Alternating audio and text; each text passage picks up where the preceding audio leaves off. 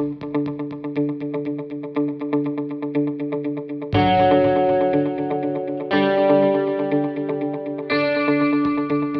people as a partner is very important and key in these days, which is not happening in South Asia. So South Asia is not realizing the young people potential. So in India, there's the largest number of the young people. In Nepal, there's more than 40%. In Sri Lanka also, there's more young people in Pakistan and Bhutan and Bangladesh, and even in Afghanistan. If we talk about Afghanistan, there is a huge issues of the peace building. So right now we have to work more on peace building process in Afghanistan, and that there is an economic reform needed in Sri Lanka and Nepal also. So that kind of situation right now we are facing. So maybe I'll stop here, and then if Rashna has more questions, I'll answer. Sorry for disturbance. Yeah. No, don't worry about that. So SAARC region, has always been affected with a lot of human displacement, right? We always hear Yes. one or the other region. So, and you have experience working with rehabilitation. Do you think it gets resettlement gets possible? Has it happened? Like, is it like a process that can be needs improvement, or it's already happening and it's possible, or it doesn't happen? What is the average experience working in that space? So conflict, when we have a conflict, there is a lot of issues. So after the conflict, there is we see there is a lot of Afghani. I was in the US in November last year, and there's my friends are picking up the Afghanis in airport, and then now I realized that there is a lot of refugees going in abroad. So resettlement is a temporary solution in my views. That's we need to give a space in their own places to live a healthy and prosperous life. So this is a temporary. Even in the we have a Bhutanese refugee in Nepal also, and we have a refugee from Myanmar these days. So this is a temporary things. So people, those who burn and raise in their these days, there's a lot of issues of globalization issues, and there's a migration trend. So, but resettlement is temporary, so it shouldn't be long term. So if there's somebody need resettlement for temporary, we need to support. As in SAARC, we are neighbor country. We have a similar culture. We have a similar there's a lot of similarities, so we need to support each other. But in the long term, we need to settle the people in their own places. That's my view. One of the things we need to work on commonalities.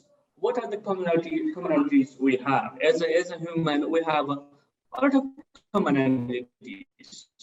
So we are not focusing on our commonalities. So my suggestion and advice is let's look at the commonalities and then act on the differences. So we have a lot of differences, but we have commonalities. Most of the time we look at the differences, and that's how problem is created. More and more problem is created. So let's focus on commonalities, act on commonalities. That's my main agenda. And there is a lot of connectivity in SAARC, especially in we need to work with the young people. So SAARC needs to work in improving the connectivity, youth exchange, collaboration, research, and there's a lot of tourism prospects.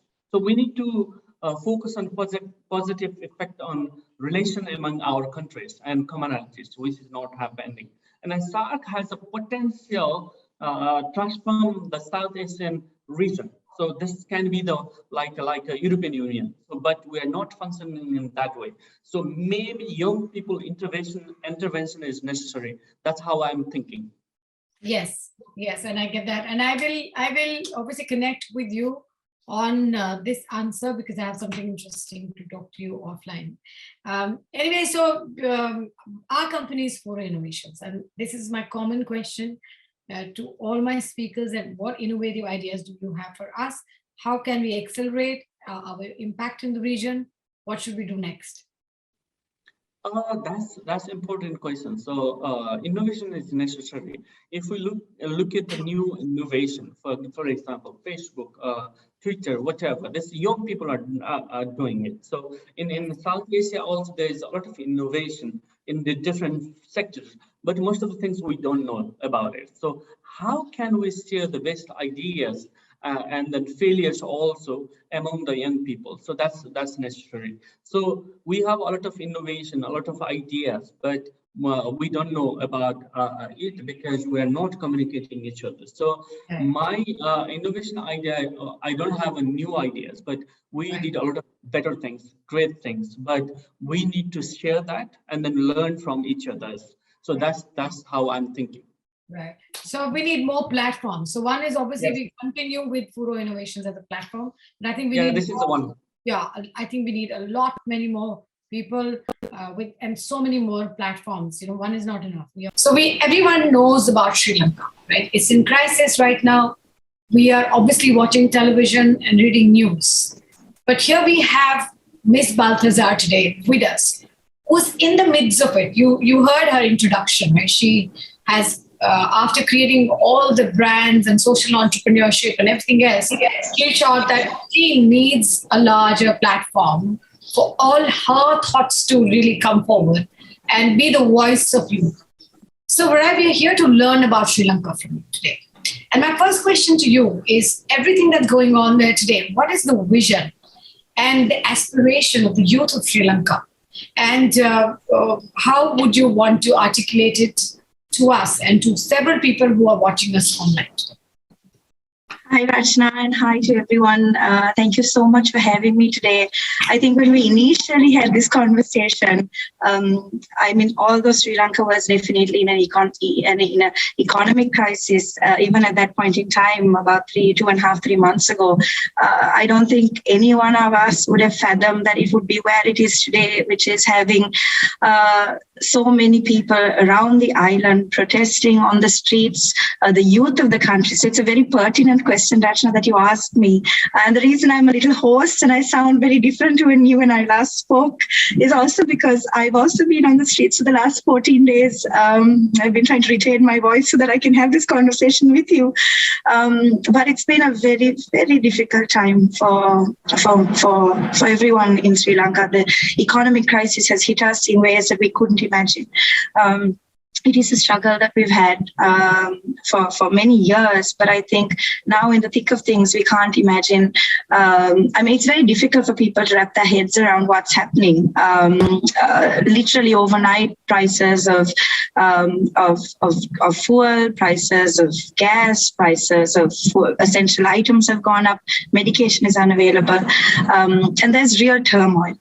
And this is a kind of turmoil that we've seen perhaps in different parts, different eras in our history, but now more than ever, for I think a lot of people, I am 37, and for a lot of young people who are born perhaps in the late 80s, this is perhaps, even though we've also had a 30-year civil war, this is perhaps the first time that there's engagement from the youth in trying to resolve a crisis. In a bit of a proactive way. So the youth in our country, Rachna, at this point in time are really looking at trying to, they're thinking of different ways in which they can change this system. And I think it's an understanding that it's not just change in political power only, but it's a change in system. It's been 74 years since our independence. But how much have we as a country, how much have we changed? How much has, how much of the policies we've been talking about, or how much of what we really know to be true of, how much has trickled down to the everyday Sri Lankan? And I think those are big conversations that we're having now as a youth. For a long time, the youth felt very distant from politics. Again, a lot of engagement in politics happens with sometimes a particular class, and also access to being in those positions of power. But now you have youth leaders who are rising through these, very tumultuous times, trying to look for solutions. And they're very different solutions, Rachna. I think that for me is what what I've been thinking of the last few days and in preparation for this, how different people's approaches are.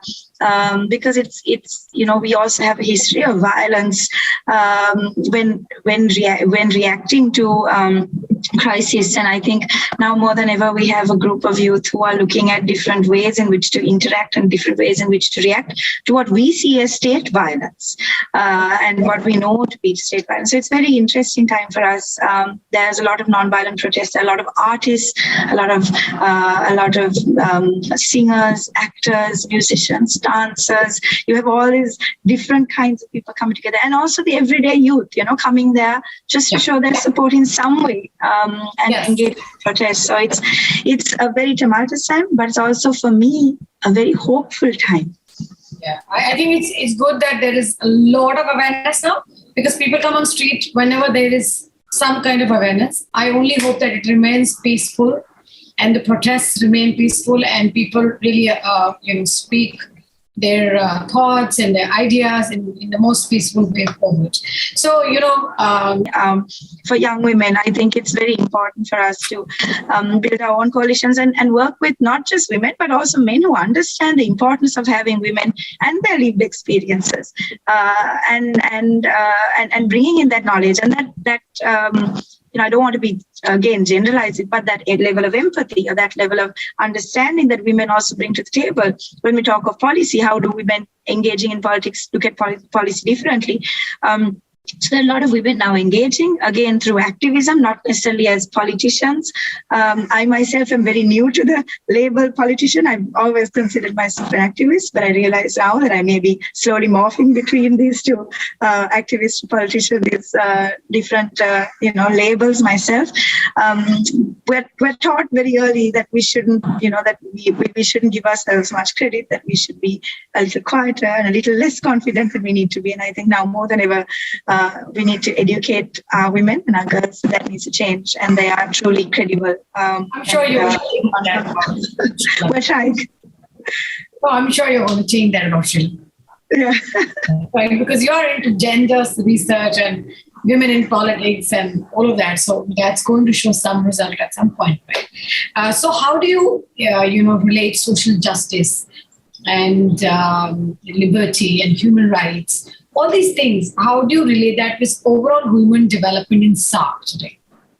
Yeah, no, certainly, again, drawing from our experience in Sri Lanka, I mean, even at this very moment, when we're talking of social justice or justice in general, because of the nepotism, because of the corruption, it becomes very difficult to challenge those structures, and we're so submissive to those structures. I think this is also true of perhaps many of the countries, in particular like Sri Lanka, that have been colonized. We're very submissive by nature, and I think that takes a lot of unlearning to do, and we're still trying to understand that. So and also because we're so divided by class, by race, and it's not necessarily a division, and in politics there's certainly a play on making sure that we stay divided, and that's something that if we're truly trying to change the system, that we need to then find ways to have people truly understand that you can be patriotic, but you don't necessarily need, being patriotic doesn't mean being one particular race or one particular religion, and those are the real challenges that we have here. Interesting. So why do you think that the leaders of the SAARC have been inhibiting from engaging in any conversation or dialogue with each other, which is meaningful? Why don't they have a vision for SAARC? Do you think women are smarter and they know that how we can avoid conflict versus men who love conflict? I know it's a difficult question. It's really like little gender specific, but I do believe in this, and that's why I asked. I wanted to know your opinion on this. Yeah, Rachna, no, I do understand. It's a bit of a generalization. I mean, I constantly look at women. I look at women who are in politics here, and I wonder if they are less violent or if they're more empathetic. And sometimes I wonder if that's really even true, because there are women who are still so so caught up with that patriarchal structure that they have no choice but to toe party lines, right? And I think that's what we need to be, addressing. Because I come from a feminist background, and because that is my learning, and obviously that's going to be my perspective, and a left feminist perspective at that, I will say that it definitely does help to have more women engaging. And it's not to say that, all men are violent. That is not something I believe, but I believe women through their lived experiences are certainly more able, perhaps, if given the opportunity and the space to deal with issues better. And we found, I think there have been multiple studies done, that when we have more women in places of power, there have been instances, and they are stepping out of that patriarchal structure, not just in place of power, but also given the ability to function autonomously without always having to toe party lines, which is very important, or make decisions autonomously. I think then that's when you really see the change. And so you need to have parties within countries, but also, through across the board with other countries, being able to build those relations and being able to talk about what's important. We are in Sri Lanka 52% of the population of the voters. We are 56% of the voters, and we've always voted in people who for the better part, who don't understand even the simplest of things about women, like sanitation or sanitary products. Now, we had this huge uproar in Parliament a couple of years ago, and it's on sanitary napkins, or what options there are to maybe approach certain subjects, certain topics. And I think these kinds of platforms are exactly what we need. But maybe because you're asking for a suggestion, perhaps more kind of pairings with people to be able to have longer, more committed conversations. I think is really, I'm very invested in learning about people, about their stories, and about the places they come from. And for people like me, this is an amazing opportunity to find out more about the people that I share this world with. Yes, I think consistency is going to be the key to be able to continue these dialogues, and also encourage people around us to get involved in this dialogue. So when they get involved in this dialogue, we have their mind share, and I think that's really what we are planning to do. And if there is one piece of advice, and that's my last question, to the world leaders today, from you, and to the leaders of the SAARC, what would that be? Listen to your people. I think we're not listening to the people. We're listening, a lot of our leaders, they're not listening. They're so focused on themselves. And I sometimes, I really stop to wonder, because we look at these people we look at leaders sometimes as stereotypes, but now more than ever, because we're in the thick of all of these things, I sometimes wonder about them as individuals, as them as families, as them as husbands, as wives, as fathers. And I wonder how many of them sleep at night, knowing how much pain and suffering they put others through. And that comes from a very personal space for me. So, I mean, I can only tell anyone who's listening, listen to your people, because if people are suffering, I think that's something you need to, power to the people is the way forward. So then listening is very important. And I think that's one value that all of us must imbibe in this region, and be able to have that patience to not react and not be very provocative, right? At the same time, in our reactions and in our approach as well. So, Vraie, thank you very much for giving us insight into Sri Lanka, to the situation in Sri Lanka today, how you think that the role of leftism or the new liberal policies, or understanding just all of that, redefining the history, looking at the education system, will change Sri Lanka and will impact overall peace and prosperity of SAARC. And that would be a huge contribution in world peace. If we could get half of that right, that is the biggest thing that we could do together. So thank you very much, Vraie. So basically, this is how we try to approach to these technological challenges that we face. Of course, there are certain challenges as well. Yeah, of course. But that's interesting to know that heritage rich country like yours is also taking technology seriously. That's really good. And I just the next question that comes to my mind is that all the SAARC countries have been historically inflicted with a lot of foreign invasion. And every time somebody's invaded us, the first thing that's been used to change the way the society thinks is education. Now, you as a educationist, how do you think we can link our education to a way that it's also politically foolproof from invasions and helps to character build and link the country's ideology to the youth? So, what do you think Uh, is the way forward for that? Thank you so much. I think this is quite interesting. First of all, before answering this question, I would like to tell Mrs. Varai that our hearts are with her. And Yes, the yes, final thing that she said really touched me actually, that teaching is the solution. And likewise, Mr. Pradip, he also said that future lies in the young generation. And that's why I tend to have a confidence now to say that all the problems that we see in the world, the solution lies in education, not the degree. I mm, believe that education is the solution. So if you look at the SARC, the things that had happened in the past, we cannot do much things. We cannot change it. But, a lot of things are in our hand for the future.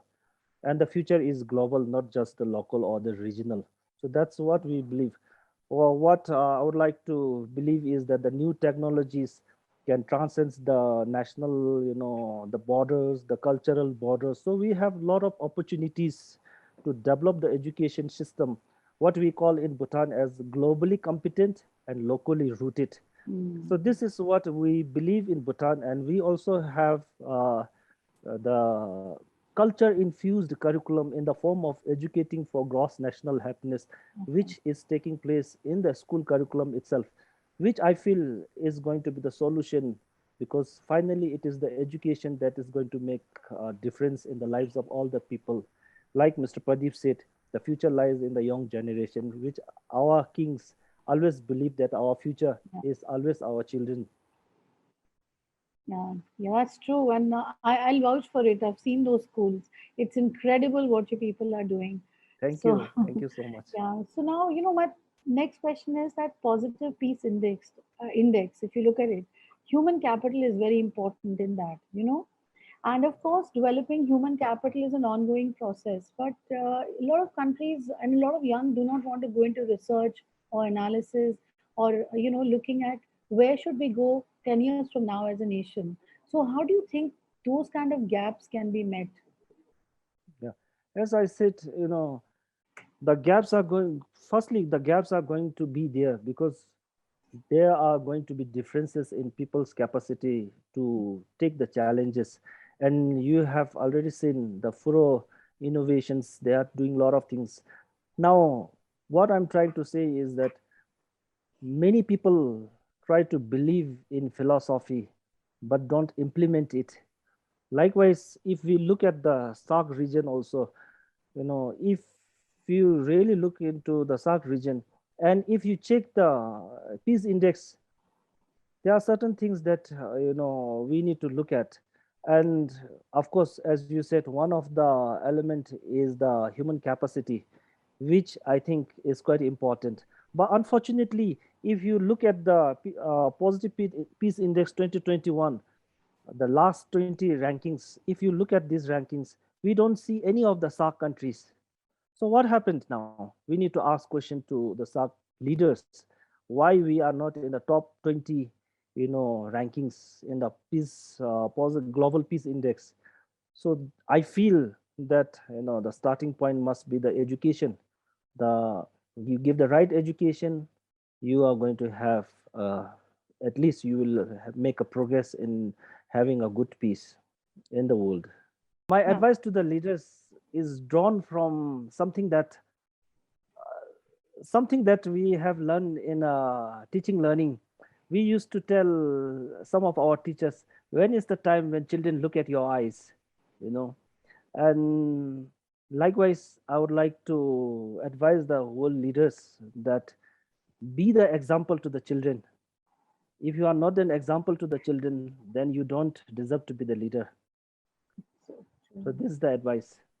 That's so true. And we'll end by saying that even talking, like Rai said, it's like talking to walls.